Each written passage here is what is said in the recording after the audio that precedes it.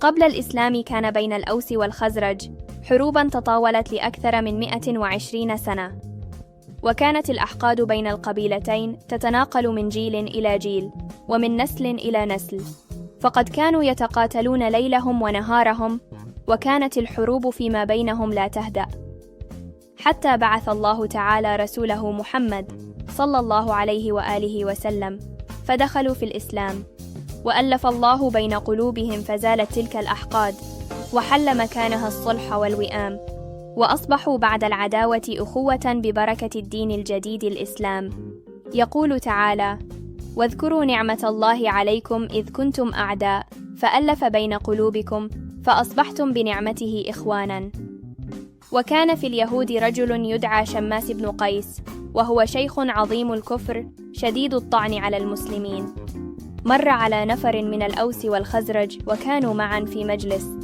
فلما رأى من ألفتهم ومحبتهم وصلاح ذات بينهم في الإسلام بعد الذي كان بينهم في الجاهلية،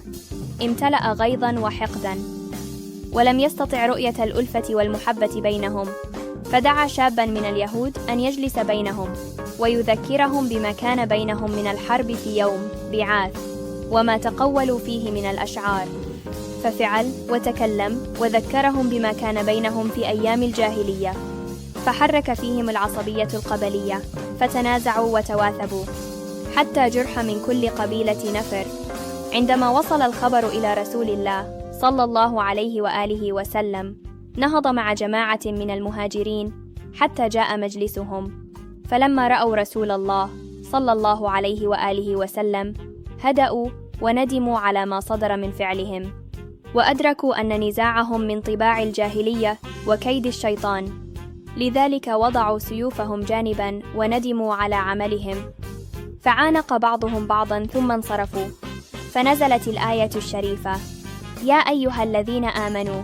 إن تطيعوا فريقا من الذين أوتوا الكتاب يردوكم بعد إيمانكم كافرين.